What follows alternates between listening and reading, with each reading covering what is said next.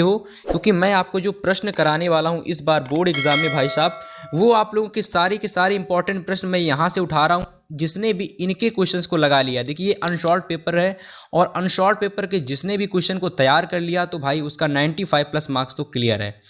यहाँ देखिए, अगर आप यूपी बोर्ड एग्जाम 2024 का इस बार पेपर देने वाले हो ना स्टूडेंट्स, तो ये वीडियो आपके लिए सबसे ज़्यादा इंपॉर्टेंट है, क्योंकि भाई इस वीडियो में हम क्लास 10 मैथ्स के ऐसे क्वेश्चन बताने वाले हैं, 10 ऐसे क्वेश्चन बताने वाले हैं जो लगभग पिछले कई सालों से बार बार पूछे जा रहे हैं। और आप सभी को पता है कि भाई साहब आपका जो यूपी बोर्ड एग्ज़ाम, जो गणित का एग्ज़ाम होने वाला है भैया, वो किस तारीख को होने वाला है? तो भैया 27 फरवरी को, यानी 27 फरवरी को आपका गणित का पेपर होने वाला है। तो आज की इस वीडियो में जो मैं क्वेश्चन बताने वाला हूँ, ये क्वेश्चन 27 फरवरी को आपको आपके सेट में जरूर देखने को मिलेंगे। तो देखिए, पहला क्वेश्चन जो कि लगभग हर साल आता है बोर्ड एग्जाम में, और इस बार 2023 में भी पूछा गया था।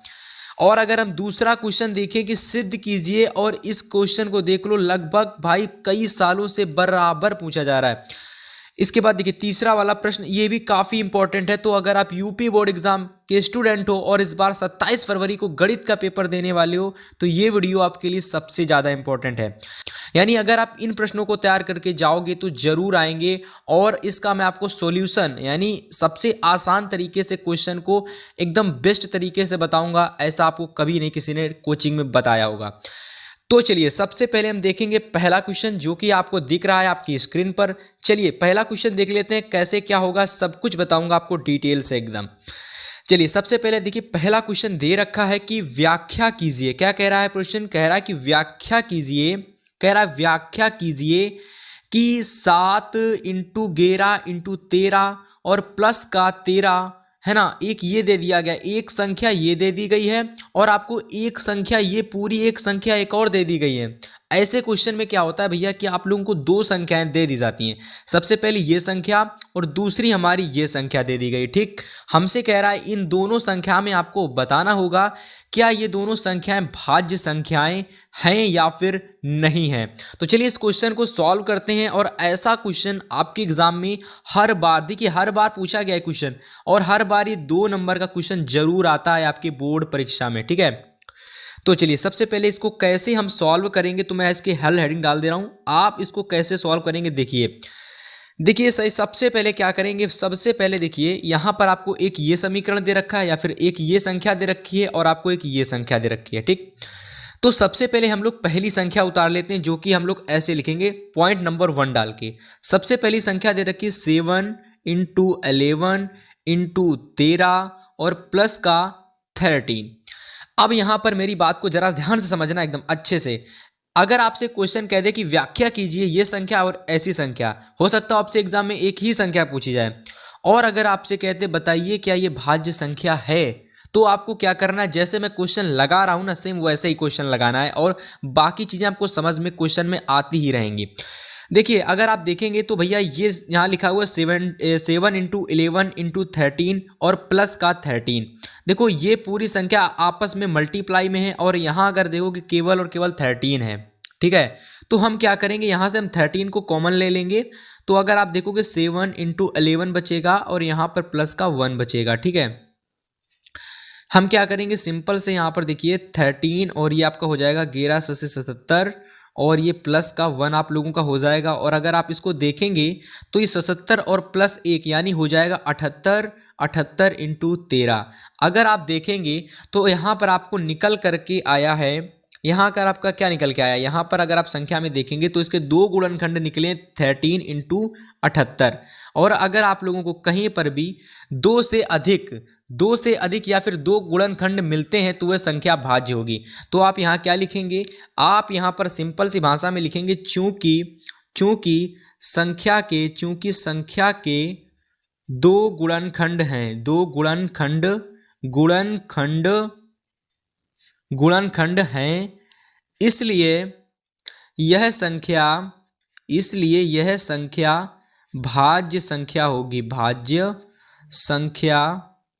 होगी। ठीक है ना, मैंने ये संख्या को थोड़ा सा शॉर्ट फॉर्म में लिखा है, तो ये भाज्य संख्या होगी। तो इस तरीके से स्टूडेंट पहले वाले का जो क्वेश्चन का पहला ऑप्शन है ना, पहला वाला देखिए केवल इतना था, और कभी कभी एग्जाम में आपसे 2 से जगह 3 भी आ सकता है, तो आप घबराएंगे नहीं।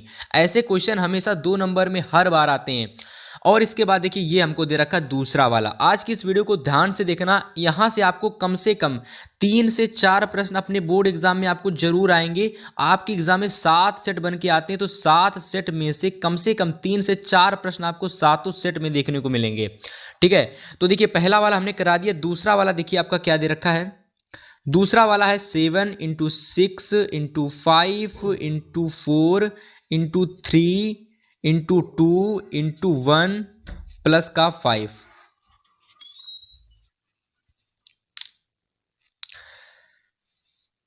तो देखिए इसको अब कैसे सॉल्व करेंगे, वही तरीका है इसको सॉल्व करने का भैया। सबसे पहले हल हम लोग हेडिंग लगाएंगे, ठीक है। हल हेडिंग लगाएंगे। अब देखिए यहाँ से पूरा ये मल्टीप्लाई आपका यहाँ तक है, ठीक है, और यहाँ पर ये आप लोगों का प्लस का है। हम क्या करेंगे, सिंपल से यहाँ पर देखेंगे कि 5 यहाँ पर है, कहीं यहाँ पर 5 है, तो देखिए ये 5 है। हम क्या करेंगे, यहाँ से 5 को कॉमन ले लेंगे, तो बचेगा 7 × 6 × 4 × 3 × 2, और ये पूरा इतना ही बचेगा, और यहाँ प्लस का 1 बचेगा, ठीक है ना।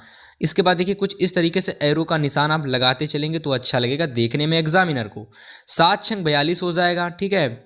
और ये देखिए यहाँ पर 4 तिहाई 12 हो जाएगा, ठीक है, 4 तिहाई 12 हो जाएगा, और इंटू 2 हो जाएगा, प्लस का 1 हो जाएगा। ओके, इतना ही है ना। देखिए 4 तिहाई 12 हो जाएगा, ठीक है ना, इतना ही आता। 7 कहीं तो नहीं था ना, देख लेते हैं एक बार हम लोग दोबारा से। चलो ठीक, इतना ही है, ठीक है ना। चलिए अब देखिए यहाँ पर हम लोग कुछ इस तरीके से करेंगे। 12 दूना के 24 हो जाएगा, हासिल लगेगा 2, 12 चौकी 48, और 48 में 2 जाएगा तो कितना हो जाएगा भाई, ये हो जाएगा आपका 50, ठीक है। क्योंकि 12 दूना के 24, 12 चौकी 48, 50, और इंटू में 2 कर देंगे, प्लस में 1, ठीक है।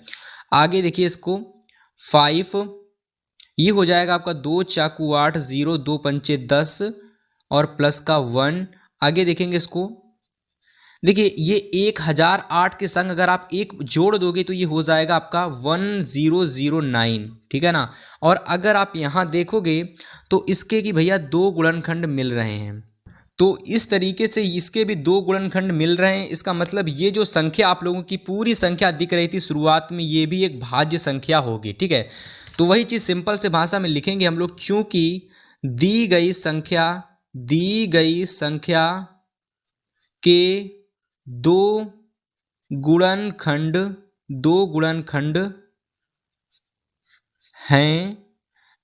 गुणनखंड हैं, इसलिए यह संख्या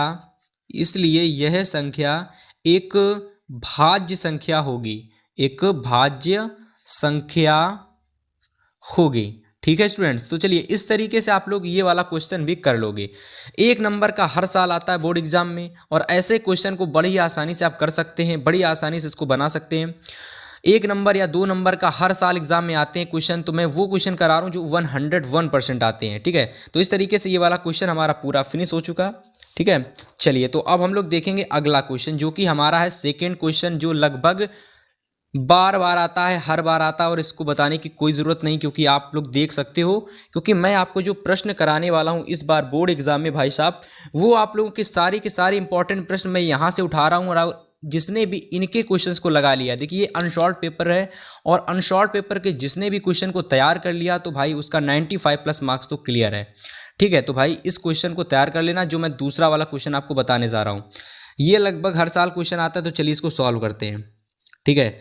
चलिए क्वेश्चन को पढ़ते हैं। क्वेश्चन लिखा हुआ है कि सिद्ध कीजिए कि √2, और हर साल क्वेश्चन आता है, इसको देख लेना, किसी भी सेट को उठा के देख लेना, ये प्रश्न जरूर मिलेगा कि सिद्ध कीजिए √2 एक अपरिमेय संख्या है, ठीक। जब भी कभी ऐसा क्वेश्चन आ जाए कि √2, √3, √5, √4 एक अपरिमेय संख्या है, तो ऐसे क्वेश्चन को सॉल्व करने के लिए हमें सबसे पहले ये मानना पड़ता है कि जो √2 है ये हमारी एक परिमेय संख्या है। कैसी संख्या है? परिमेय संख्या है। ये हमको मानना पड़ता है। जब हम लोग ये मान लेंगे ना, तब जाकर हम प्रूफ कर पाते हैं कि यह परिमेय संख्या है। तो सबसे पहले लिखेंगे कि माना √2 एक परिमेय संख्या है। माना √2 एक परिमेय संख्या है। ठीक, इतना हमने मान लिया। अब जब भी हम कभी किसी संख्या को परिमेय मान लेते हैं तो भैया उसको हम P बटे Q के बराबर में लिखते हैं। किसके बराबर में लिखते हैं? P बटे Q के बराबर में लिखते हैं। थोड़ी जानकारी के लिए आपको ये बता दें कि जो आपका P बटे Q है ना, ये P बटे Q ये आपस में सहभाज्य संख्याएं हैं। तो हम लोग लिख देंगे यहाँ पर कि यहाँ P एवं Q दो सहभाज्य संख्याएं हैं। यानी ये जो आपको दे रखी है P एवं Q, ये P और Q एक सहभाज्य संख्याएं हैं। यानी अगर हम देखेंगे तो इसके आपको एक दो से अधिक गुणनखंड नहीं मिलेंगे, केवल और केवल एक गुणनखंड इसका मिलेगा। और अगर इसका कोई दूसरा गुणनखंड 2, 5, 4 कुछ भी मिलता है तो भैया फिर ये आप लोगों की अपरिमेय संख्या होगी। और अगर इसके गुणनखंड नहीं मिलते हैं तो ये अपरिमेय होगी, और अगर मिलते हैं गुणनखंड इसके तो ये परिमेय होगी। ठीक है, तो वही हम इसको प्रूफ करने वाले हैं। आगे हम लोग क्या करेंगे, जो ये हम लोगों को यहाँ पर प्राप्त हुआ है, ये देखिए एक समीकरण प्राप्त हुआ है, इसमें हम लोग दोनों पक्षों में इसके वर्ग कर देंगे। तो हम लोग इसमें लिखेंगे इसके दोनों पक्षों में, जैसा मैं करता जाऊं वैसा आप लोग करना, और ऐसा लिख कर आओगे पूरे नंबर मिलेंगे, एक नंबर एग्जामिनर नहीं काटेगा। लिखोगे इसके दोनों पक्षों में वर्ग करने पर भैया कर दीजिए इसके दोनों पक्षों में वर्ग। जब आप इसके दोनों पक्षों में वर्ग करेंगे तो अंडर रूट इसका वर्ग कर दीजिए। ठीक है, और इधर P बट्टे Q का वर्ग कर दीजिए तो इसका भी वर्ग हो जाएगा। इसको वर्ग को खोलेंगे तो ये 2 रह जाएगा, और ये आपका हो जाएगा P स्क्वायर बट्टे में Q स्क्वायर। ठीक, समझ में आ गया? P2 equal to P square बट्टे में Q स्क्वायर। तो चलिए अब हम लोग क्या करेंगे, सिंपल से यहाँ पर ध्यान से समझना। सबसे पहले हम लोग क्या करेंगे, इसको मल्टीप्लाई इधर कर देंगे तो भैया ये हो जाएगा आपका 2Q square is equal to P square. ठीक है, और इसको हम पलट देंगे तो हो जाएगा P square is equal to 2Q square. ठीक है, और अगर आप इसको मान लोगे समीकरण नंबर फर्स्ट, इसको मान लेते समीकरण नंबर 1। क्यों मानेंगे अभी आप देखना, एक प्रमेय होती है। ठीक है, इस समीकरण में एक चीज प्रूफ करेंगे हम लोग, यहाँ पर ध्यान समझना, जैसे मैं लिखूंगा वैसे आपको क्वेश्चन को बनाना है। ये हमको एक समीकरण फर्स्ट मिला है। ठीक है, समीकरण फर्स्ट मिला है, और यहाँ पर एक प्रमेय होती है। लिखेंगे चूंकि प्रमेय, और मोस्ट इंपॉर्टेंट प्रमेय है, इसको लिखना भैया, फुल नंबर मिलेगा आपको। लिखेंगे प्रमेय 1.3 के अनुसार, प्रमेय 1.3 के अनुसार लिखेंगे, क्या लिखेंगे भैया, प्रमेय 1.3 के अनुसार P स्क्वायर। देखिए ये P स्क्वायर का गुणनखंड 2 मिला है, तो लिखेंगे प्रमेय 1.3 के अनुसार P स्क्वायर का गुणनखंड, P स्क्वायर का जो गुणनखंड है ना, P स्क्वायर का गुणनखंड कितना है, तो P स्क्वायर का गुणनखंड स्टूडेंट्स आप लोगों का 2 है, तो लिखेंगे प्रमेय 1.3 के अनुसार P स्क्वायर का गुणनखंड 2 है, इसलिए P का भी गुणनखंड, केवल P का भी गुणनखंड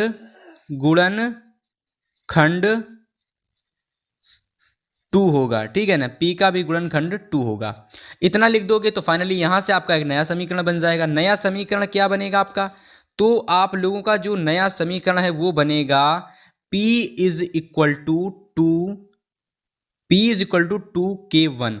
अब आप ये कहेंगे ये K1 क्या है। ठीक है, ये K1 क्या है, क्योंकि इतना तो हमें पता है कि भैया अगर 2 स्क्वायर का गुणनखंड 2 है तो P का गुणनखंड 2 होगा, तो 2 तो चलो ठीक चलता है, लेकिन ये K1 क्यों लिखा, तो मैं आपको बता दूं ये K1 हमारा यहाँ पर एक पूर्णांक है, कोई पूर्णांक है। ठीक है, कोई दूसरा पूर्णांक है जिसको हमने माना है। ठीक है, तो हम लोग लिख देंगे माना K1 हमारा एक पूर्णांक है। ठीक, इसको हम लोगों ने एक माना कह दिया। तो इस तरीके से यहाँ से हमको एक नई समीकरण मिल गई, तो इसको हम लोग नाम देते हैं समीकरण नंबर 2। इसको हम लोग क्या नाम दे देते हैं भाई साहब, इसको हम लोग नाम दे देते हैं भाई साहब समीकरण नंबर 2। ठीक है ना, चलिए इतना हो गया। अब इसके बाद देखिए जो आपने P का मान निकाला है, इस P के मान को उठाकर आप समीकरण नंबर 2 में पुट कर दोगे, सॉरी समीकरण नंबर 1 में पुट कर दोगे, तो आप वही चीज लिखोगे कि समीकरण 2 से P is equal to 2K1 समीकरण नंबर 1 में रखने पर चलिए भैया रख दीजिए। आपने क्या निकाला, P is equal to 2K1 निकाला है ना, तो इसको समीकरण 1 में पुट कर दीजिए। समीकरण फर्स्ट क्या थी, तो समीकरण फर्स्ट आपकी थी P square is equal to 2Q square, यही थी ना आपकी। और p इज इक्वल टू आपने निकाला 2k1 स्क्वायर, तो इसके ऊपर लगा देंगे स्क्वायर, क्योंकि p के ऊपर स्क्वायर था तो 2k1 के ऊपर भी स्क्वायर हो जाएगा, और इज इक्वल टू हो जाएगा 2q स्क्वायर। ओके, यहाँ से अगर आप देखेंगे तो ये हो जाएगा 2 3 जा 4, और ये हो जाएगा k1 का स्क्वायर, ये कितना हो जाएगा k1 का स्क्वायर, और ये हो जाएगा 2q का स्क्वायर। ठीक, कितना समझ में आ गया? देखिए ये आपका हो जाएगा यहाँ से 2 एकम 2 और 2 दुना के 4, तो यहाँ से आपका निकल के आ जाएगा 2k1 का स्क्वायर और यहाँ पर ये q का स्क्वायर। इसको फिर से पलट देंगे तो ये हो जाएगा फाइनली आपका q square is equal to 2k1 का स्क्वायर। क्या हो जाएगा? 2k1 का स्क्वायर। अगर आप स्टूडेंट यहाँ देखेंगे तो वही सिचुएशन बन रही है, सेम वही सिचुएशन अगर आप देखेंगे तो ये वाली सिचुएशन आपको यहाँ पर मिल रही है कि P square is equal to 2q square था, तो भैया हमने माना था कि P square 2q square 2q square हो जाएगा, तो पी स्क्वायर का गुणनखंड 2 है तो इसलिए पी का गुणनखंड भी 2 होगा। इतना हमने माना था, तो वही चीज़ हम लोग यहाँ फिर से मानेंगे कि चूंकि प्रमेय 1.3 के अनुसार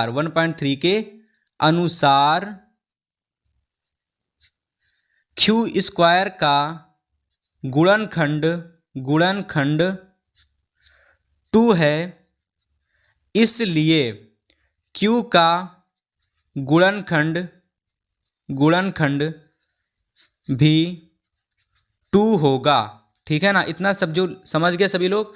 यानी अगर प्रमेय 1.3 के अनुसार अगर हम इस समीकरण को, ये समीकरण हमारी कौन सी है? समीकरण हमारी 3 है, ठीक है। और ये समीकरण अगर आप 3 देखोगे तो 1.3 के अनुसार इसमें q स्क्वायर का गुणनखंड 2 निकल रहा था कि नहीं निकल रहा था? बिल्कुल निकल रहा था। तो भैया 1.3 के अनुसार q का भी गुणनखंड 2 होगा। और बस इतना लिख दीजिए और इसके बाद देखिए क्वेश्चन लास्ट आपका फिनिश होने वाला है। लास्ट में आपको क्या लिखना है भाई साहब? लास्ट में आपको ये लिखना है, तो भाई इस क्वेश्चन का ना एंड ही सब कुछ है। अगर एंड नहीं लिखोगे तो पूरे नंबर एग्जामिनर नहीं देगा। तो एंड में आप क्या लिखोगे? एंड में आप ये लिखोगे कि भैया कि प्रमेय, देखिए जब आप इतना लिख दोगे ना कि इतना सब लिखने के बाद फिर लास्ट में एंड में आप ये लिखोगे कि भैया अतः समीकरण 3 व 2 से स्पष्ट होता है कि p व q के दो एक अभिष्ट गुणनखंड हैं। ऐसा इसलिए हुआ क्योंकि √2 को हमने परिमेय संख्या माना था, जो कि गलत साबित हुआ, अर्थात विरोधाभास साबित हुआ। और अतः कथनानुसार √2 यानी √2 एक अपरिमेय संख्या होगी। तो इतना आप लोगों को लास्ट में लिखना है, यहाँ से लेकर के यहाँ तक, ठीक है। नहीं लिखोगे तो फुल नंबर नहीं मिलेगा। अब यहाँ पर जो मैंने लिखा उसको समझना ज़रा। देखिए यहाँ पर समीकरण 3 में देखोगे तो भैया समीकरण 3 में मैंने क्या लिखा था कि भैया q का भी गुणनखंड 2 होगा।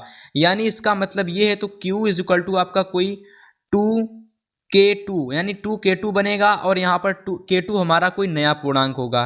तो ये हमारा समीकरण 3 हो गया। यहाँ हमारा ये समीकरण नंबर 4 हो जाएगा। और अगर आप यहाँ समीकरण नंबर 4 लिख दोगे तो समीकरण 4 व 2 से देखिए समीकरण नंबर 4 में देखिए q का 2 गुणनखंड मिल रहा है, ठीक है। और यहाँ देखिए समीकरण 2 में अगर आप देखोगे p का 2 गुणनखंड मिल रहा है। और हमने शुरुआत में कहा था कि परिमेय संख्या के भैया गुणनखंड मिल जाते हैं, लेकिन अपरिमेय संख्या के भैया आपको ना 5 या 2 इस प्रकार के गुणनखंड नहीं मिलते हैं। और हमें गुणनखंड मिल गए और वही हमको साबित करना था। तो इस प्रकार से जो किया गया हमारा कथन था गलत साबित हुआ, क्योंकि हमने शुरुआत में √2 को एक परिमेय संख्या माना था, जो कि गलत साबित हुआ। जायज़ सी बात है, जब हम गलत मानेंगे तो वो गलत ही निकलेगा। और जब गलत निकला तो हमने कह दिया गलत साबित हुआ है। अतः कथनानुसार √2 एक अपरिमेय संख्या है। ठीक, तो इस तरीके से ये वाला क्वेश्चन भी बड़े ही आसानी ने हमने बना लिया। उम्मीद करते हैं क्वेश्चन काफ़ी लोगों को पता होगा और काफ़ी को नहीं पता होगा। तो जिनको नहीं पता भैया देख लेना अच्छे से एक बार, और अच्छे से समझ लेना, ठीक है। चलो फिर हम लोग अगला क्वेश्चन देख लेते हैं, जो कि हमारा क्वेश्चन नंबर है 3। अब देखिए क्वेश्चन नंबर 3 जो है ना, इसका मैंने यहाँ पर समीकरण नहीं लिखा है भैया, ठीक है। तो समीकरण सबसे पहले मैं लिख देता हूँ।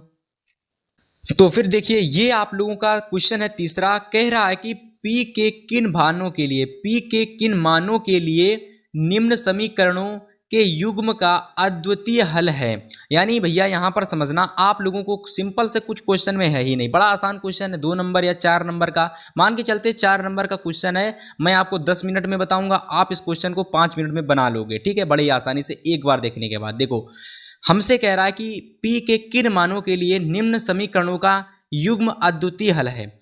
देखो सबसे पहले समझो यहाँ पर आपको एक ये समीकरण दे रखी है और आपको यहाँ पर ये समीकरण दे रखी है। हमसे इसमें कह रहा है कि ये क्वेश्चन ना अद्वितीय हल है इसमें, यानी इन दोनों समीकरणों का अद्वितीय हल है।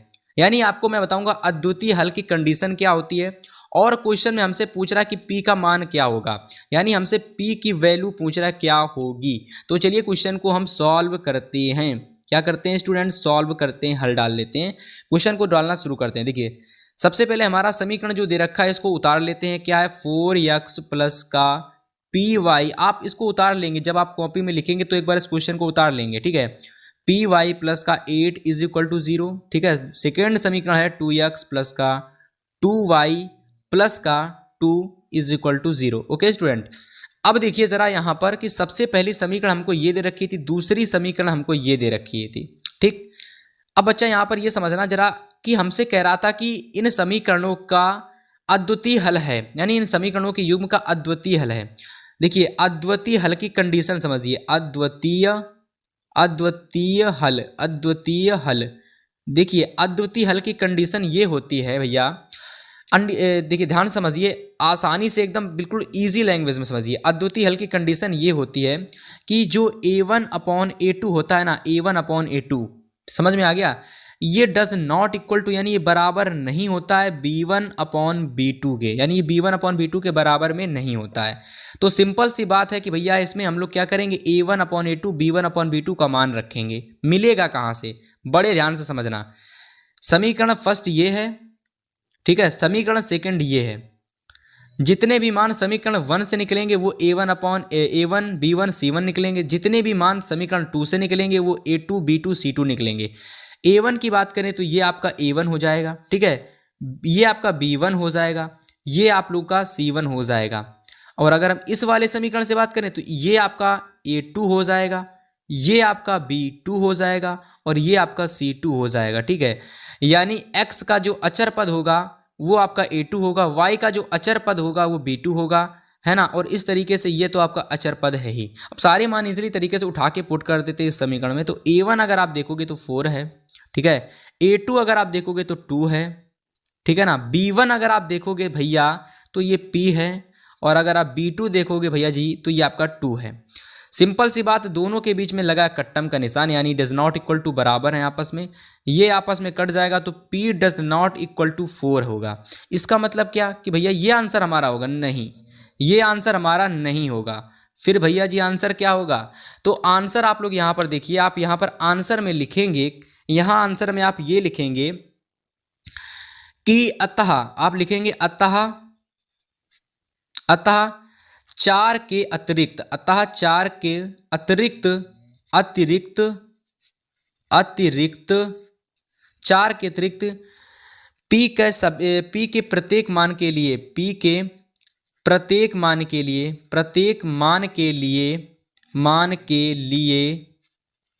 p के प्रत्येक मान के लिए दिए गए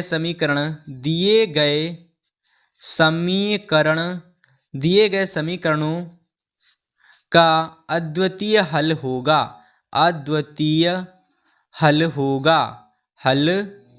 होगा, ठीक है ना। इतना लिख दोगे फुल नंबर मिल जाएगा। अभी मैं आपको और थोड़ा समझा देता हूँ। देखो इसका मतलब ये है, प्यारा सा मतलब ये है कि अगर आप p का मान 4 हटा दोगे तो जितना मान भी रखोगे ना, जितने भी मान इन दोनों समीकरणों में x और y के मान रखोगे ना भैया, यानी p के मान जो भी रखोगे ना, यानी 4 को छोड़ करके p का मान जो भी रखोगे इस वाली ऊपर वाली समीकरण में, तो फिर आप लोगों को अद्वितीय निकलेगा, अद्वितीय हल निकलेगा, ठीक है ना। लेकिन अगर आप 4 रख दोगे p की जगह तो फिर अद्वितीय हल नहीं निकलेगा, ठीक है ना। तो सिंपल सा ये है इसका आंसर कि भैया 4 के अतिरिक्त p के प्रत्येक मान के लिए दिए गए समीकरणों का अद्वितीय हल होगा, ठीक। तो इस तरीके से ये वाला भी क्वेश्चन हमने बड़ी आसानी से निपटा दिया, ठीक। बताइए कहीं कोई दिक्कत तकलीफ आई क्वेश्चन को समझने में, करने में? बड़ी आसानी से निपटाया कि नहीं निपटाया, ठीक है। चौथा प्रश्न देख लीजिए, काफ़ी बार एग्जाम में सारे क्वेश्चन आए हैं और ये देख लीजिए 2020 में आया है, 22 में आया है, 23 में नहीं आया है, तो मतलब ये क्वेश्चन आपको 24 में रखा हुआ मिलने वाला है, ठीक है। क्वेश्चन हमारा है कि k के किस मान के लिए, वही क्वेश्चन है कि k के किस मान के लिए निम्न रैखिक समीकरणों के युग्म का अपरिमित रूप से अनेक हल होंगे। अब देखिए वहां से आपसे अद्वितीय हल पूछ रहा था, यहां आपसे कह दिया गया अपरिमित रूप से अनेक हल। क्या होता है अपरिमित रूप से अनेक हल का मतलब, के का मान क्या निकलेगा, ठीक है, सारी चीज़ें आपको बताएंगे। तो सबसे पहले आप हल डालेंगे। हल डालने से पहले मैं आपको इसके जो दो समीकरण होते हैं ना उसको मैं आपको बता देता हूं, ठीक है। तो स्टूडेंट ये आपके दो समीकरण हैं। सबसे पहला समीकरण आपका ये है, ठीक है, और दूसरा समीकरण आपका ये है। हमसे कह रहा था के किस मान के लिए अपरिमित रूप से अनेक हल होंगे, और इन दोनों समीकरणों के, मतलब हमसे के का मान पूछ रहा है। और हमको क्या कह दिया गया क्वेश्चन में, हमसे क्वेश्चन में कह दिया गया है कि भैया अपरिमित रूप से अनेक हल हैं। कैसे? अपरिमित रूप से, देखिए बच्चा, अपरिमित रूप से अनेक हल की कंडीशन क्या होती है। अब अपरिमित रूप से अनेक हल की कंडीशन बहुत आसान होती है, उसको समझिए। तो इसकी जो कंडीशन होती है बहुत इजी होती है, बहुत ही आसान होती है। a1/a2 is equal to b1/b2 is equal to c1/c2। तो ये होती है इसकी कंडीशन ए। तो देखिए यही जो होता है अपरिमित रूप से अनेक हल होने की कंडीशन होती है, ठीक, ये वाली होती है कंडीशन, ठीक। अब आप यहां से क्या करेंगे कि भैया अब यहां से a1 का मान, b1 का मान, c1 का मान, और a2 का मान, b2 का मान और c2 का मान, आप सारे मान रखेंगे। देखिए सबसे पहले आप क्या करेंगे कि a1 का मान रखेंगे। a1 का मान कहाँ से मिलेगा आपको? तो a1 का मान आपको यहाँ से मिलेगा, ये देखिए समीकरण फर्स्ट से, ये आपका हो जाएगा a1, ठीक है, और ये आपका हो जाएगा a2, ठीक है, ये आपका हो जाएगा, देखिए ये आपका हो जाएगा b1 और ये आपका हो जाएगा c1। यहाँ से आपको मिल जाएगा a2, यहाँ से आपको मिल जाएगा b2, यहाँ से आपको मिल जाएगा c2, ठीक है। तो चलिए सभी के मान को रखिए अच्छे से एकदम। a1 का मान कितना रखोगे? a1 का मान रखोगे k, ठीक। a2 का मान कितना रखोगे? 12। b1 का मान कितना रखोगे? 3। b2 का मान कितना रखोगे? k रखोगे, ठीक है। c1 का मान कितना रखोगे भैया? k माइनस का 3 और बाहर माइनस, ठीक है। जैसा देखिए जैसा है एकदम वैसा रखेंगे। और देखिए c2 का मान जैसा एकदम वैसा रख देंगे, माइनस का k रख देंगे। अब देखिए बहुत सारे स्टूडेंट क्या करेंगे, इसको एक में सॉल्व कर लेंगे, जो कि सबसे रॉन्ग तरीका है, आंसर नहीं आएगा। तो हम क्या करेंगे, सबसे पहले एक बार इसको ले लेंगे और एक बार इसको ले लेंगे, ठीक है। तो दोनों को अलग अलग सॉल्व करेंगे, ठीक है। तो सबसे पहले देखिए यहाँ पर हम अलग अलग सॉल्व कर रहे हैं, ठीक। तो k/12 is equal to 3/k, इतना ले लिया। फिर इसके बाद ले लेंगे यहाँ पर 3/k is equal to minus का k माइनस का 3 और माइनस का k, माइनस माइनस कैंसिल हो जाएगा। ये देखिए यहाँ से आपका एक मिनट, ये आपका हो जाएगा k स्क्वायर और ये हो जाएगा 4/3, ये हो जाएगा 12/3 36, ठीक है, 12/3 36 हो जाएगा। अब देखिए ये स्क्वायर है, इधर जाएगा तो रूट में हो जाएगा, ठीक है। तो k स्क्वायर था, इधर जाएगा तो रूट में हो जाएगा, और रूट हमेशा प्लस माइनस में आता है, ठीक है। रूट हमेशा प्लस माइनस में आता है, तो ये हो जाएगा प्लस माइनस का रूट, और रूट के अंदर क्या रखेंगे? ये वाली संख्या जो कि हमारी है 36, ठीक है। तो k इज इक्वल टू हो जाएगा प्लस माइनस का रूट में 36, और प्लस माइनस का रूट से 36 हटेगा तो 6 हो जाएगा। तो फाइनली यहाँ से k इज इक्वल टू आ जाएगा प्लस माइनस का 6, ठीक, इतना आ गया। अब इस इधर वाले को सॉल्व करिए। इधर वाले को सॉल्व करेंगे तो बहुत आसान है, 3/k is equal to k minus का 3/k, ठीक है। ये k से k कैंसिल हो जाएगा, तो 3 इज इक्वल टू आ जाएगा आप लोगों का k माइनस का 3, ठीक। यहाँ ध्यान से देखिए, ये माइनस का 3 है तो इधर आ जाएगा, तो k इज इक्वल टू 6 हो जाएगा फाइनली। तो यहाँ से देखिए आप लोग, k का मान आपका यहाँ से 6 निकल के आ जाएगा, ठीक है ना। ये देखिए ये प्लस माइनस का 6 आया और ये 6 आया। अगर आप केवल देखोगे तो इसका मान भी 6 आया और इसका मान भी 6 आया है। दोनों का मान क्या निकला है? 6 निकला है कि नहीं निकला? बिल्कुल निकला है। तो बस यही तो हमको प्रूफ करना था। तो आप लिख देंगे कि अतः के, ठीक है, आप यही लिख देंगे के 6 मान के लिए अपरिमित रूप से अनेक हल होंगे, ठीक है। तो यही चीज आप लिख देंगे, अतः के 6 मान के लिए, के 6 मान के लिए दोनों ही समीकरणों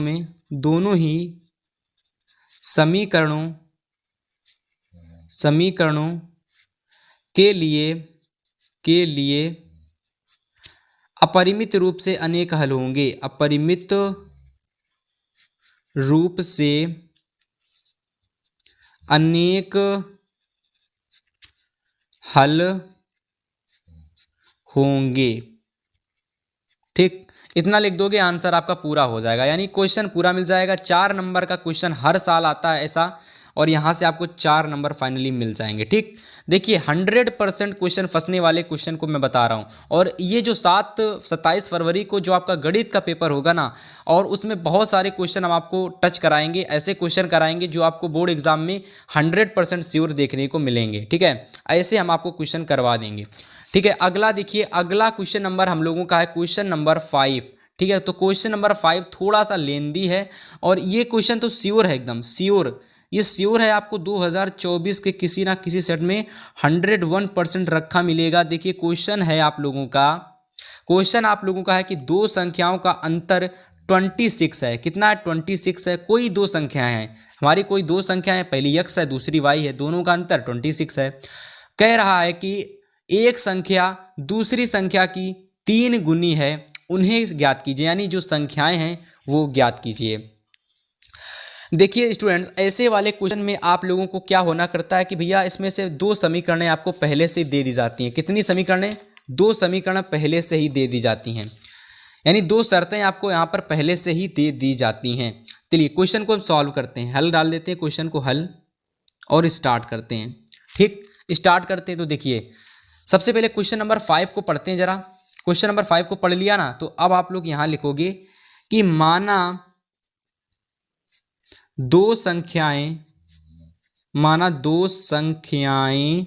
x एवं y हैं, x व y हैं। ठीक है, हमारी कोई दो संख्याएं स्टूडेंट्स, एक x संख्या है और एक हमारी y संख्या है, और दोनों ये ऐसी संख्याएं हैं कि जिसमें से एक x जो संख्या हमारी है वो y से बड़ी है, और y हमारी संख्या x से छोटी है। तो मैं वही चीज़ लिखा हूं कि भैया माना दो संख्याएं x एवं y हैं, जहां y संख्या हमारी x से बड़ी है। चलिए स्टूडेंट्स, ये हमारी संख्याएं कैसी हो जाएंगी, जहां हम आप लोग जहां में लिखोगे भैया कि जो हमारी x संख्या है, ये जो x हमारी संख्या है ये y से, ये x हमारी जो संख्या है ये y से बड़ी है। ठीक है, y से बड़ी है। अब यहाँ देखिए आपको क्वेश्चन पढ़ना है। ठीक है, दोबारा क्वेश्चन को पढ़िए। क्वेश्चन हमारा लिख रहा था कि भैया दो संख्याओं का अंतर 26 है। ठीक है, तो ये जो हम लोगों की दे रखी ये शर्त हमारी फर्स्ट है। ठीक है, मैंने आपसे शुरुआत में ही कहा था कि ऐसे क्वेश्चन में आपको 2 शर्तें दी रहती हैं, दोनों शर्तों से आपको 2 समीकरण बनाने रहते हैं। तो पहली शर्त हमारी है कि दो संख्याओं का अंतर 26 है, यानी जो हमारी 2 संख्याएं हैं उनका अंतर 26 दे रखा है। तो हम यहाँ क्या लिखेंगे? सबसे पहले लिखेंगे शर्त फर्स्ट। ठीक है, तो भैया शर्त नंबर 1 क्या दे रखी है? शर्त नंबर 1 क्या दे रखी है? दे रखी है कि दो संख्याओं का अंतर कितना है? 26 है। ठीक है, तो देखिए सबसे पहली बड़ी संख्या आपकी x है। ठीक है, छोटी संख्या आपकी y है। तो हम जब बड़ी संख्या से छोटी संख्या को माइनस करेंगे ना, तभी तो हमारी कोई अंतर वाली चीज़ निकल के आएगी। तो हम x से y को माइनस करेंगे तो यहाँ पर आपका 26 निकल के आएगा। ठीक, तो फाइनली ये हमारा हो जाएगा समीकरण नंबर फर्स्ट। ठीक है, ये हमारा समीकरण नंबर फर्स्ट हो जाएगा। ठीक है, अब हम लोग देखेंगे यहाँ पर शर्त नंबर 2। ठीक, क्या देखेंगे? शर्त नंबर 2। अब देखिए स्टूडेंट, जो हमारी शर्त नंबर 2 है ये भी आपको इस वाले क्वेश्चन से ही देखने को मिलेगी, अलग से कहीं समीकरण आपको, मतलब शर्त आपको अलग से नहीं बनानी पड़ेगी, क्वेश्चन में ही शर्त दे रखी है। देखिए दूसरी शर्त है कि देखिए एक मतलब कि दो संख्याओं का अंतर 26 था, पहली शर्त। सेकेंड शर्त है कि एक संख्या दूसरी संख्या की 3 गुनी है। इसका मतलब ये है कि कोई एक संख्या है, मान लो ax जो संख्या है ये y की 3 गुनी है। तो हम इसमें क्या लिखेंगे? हम इसमें लिखेंगे x = y। अब कौन सी संख्या किसके 3 गुनी है? तो x आपकी पहले से बड़ी है, y आपकी छोटी है, तो संख्या कौन सी बड़ी है? x। तो x जायज़ सी बात है, इसकी मतलब ये जो y संख्या है इसकी 3 गुनी है, तो सिंपल से हम इसमें क्या करेंगे? 3 का मल्टीप्लाई कर देंगे। अब ये जो संख्याएं आपस में कैसी हो चुकी हैं? बराबर हो चुकी हैं। और अगर हम कहीं यहाँ 3 का मल्टीप्लाई कर देते, आप कहेंगे सर जी हमने यहाँ 3 का क्यों नहीं किया? तो हमने 3 का यहाँ पर इसलिए नहीं किया क्योंकि हम जब यहाँ 3 का मल्टीप्लाई करेंगे तो भैया फिर आपका y छोटा था और भी अब छोटा हो जाएगा, इसलिए हमने यहाँ पर y के साथ 3 का मल्टीप्लाई किया। तो देखिए यहाँ से आपका ये x = निकल के आ जाएगा 3y, और ये हमारा बन जाएगा समीकरण नंबर 2। ये हमारा समीकरण नंबर 2 बन जाएगा। अब भाई यहाँ पर आप लिखेंगे कि x का मान x = 3y, समीकरण 1 में रखने पर, ठीक है, 1 में रखने पर। तो सिंपल सी बात है, आप समीकरण नंबर 1 में x का मान रख देंगे। समीकरण नंबर 1 थी आपकी x माइनस का y is equal to 26, x का मान है 3y और ये माइनस का y इज इक्वल टू 26, तो यहाँ से आपका आ जाएगा 2y इज इक्वल टू 26, ठीक है। अब यहाँ पर आप लोग देखिएगा 2 1 कम 2 हो जाएगा, 2 1 कम 2 स्टूडेंट्स और 2 3 6, यानी y इज इक्वल टू आपका आ जाएगा यहाँ से 13, ठीक है। y इज इक्वल टू कितना आ गया, तो y इज इक्वल टू आप लोगों का यहां से आ गया 13, y इज इक्वल टू कितना आ गया 13। अब जरा यहां से ध्यान से समझिए, हमने y इज इक्वल टू कितना निकाला, y इज इक्वल टू हम लोगों ने 13 निकाला। तो ये आपने जो यहाँ पर 13 निकाला है ना, इस 13 को उठा करके आप समीकरण नंबर 2 में या तो समीकरण नंबर 1 में पुट कर दोगे, ठीक है।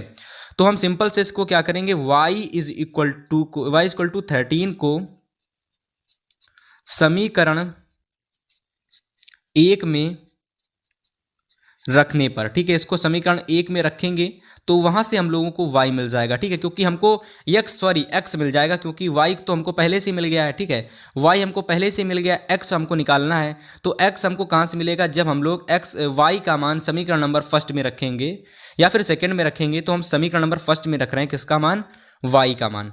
देखिए अगर आप देखेंगे तो समीकरण नंबर फर्स्ट हमारी थी x माइनस का y is equal to 26, y का मान आपका 13 दे रखा है और x minus 13 is equal to हो जाएगा 26, ठीक है। तो यहाँ से देखिए x इज इक्वल टू 26 और ये माइनस का उधर जाके प्लस का हो जाएगा 13, तो x is equal to finally आपका हो जाएगा यहाँ से 6 3 9 और 2 1 3, यानी x इज इक्वल टू आप लोगों का यहाँ से 39 हो जाएगा। कितना हो जाएगा, 39 हो जाएगा, ठीक है, कितना हो जाएगा 39, ठीक। तो आपने देखिए यहाँ पर अगर आप देखेंगे तो फाइनली आपने यहाँ पर x का मान निकाला है 39, ठीक है, और y का आपने निकाला है 13। तो आप लिख देंगे अतः हमारी संख्याएं, अतः हमारे द्वारा प्राप्त संख्याएं पर लिख देंगे अतः प्राप्त संख्याएं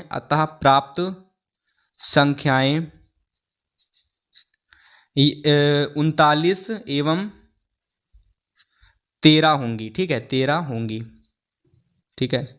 तो इस तरीके से फाइनली ये यहाँ से आपका ये क्वेश्चन पूरा कंप्लीट हो जाएगा, ठीक है।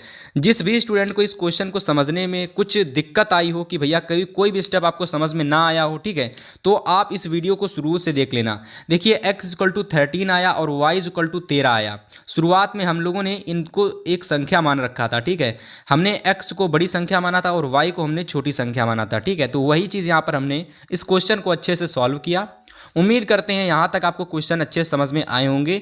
तो आज की इस वीडियो को हम इतना ही रखेंगे, क्योंकि आज की इस वीडियो के साथ हमने देखे और आपको हमने बताए बोर्ड एग्जाम 2024 में आपको 27 फरवरी को देखने वाले सबसे ज़्यादा महत्वपूर्ण 5 क्वेश्चन, ठीक है, 5 क्वेश्चन हमने आपको बताए।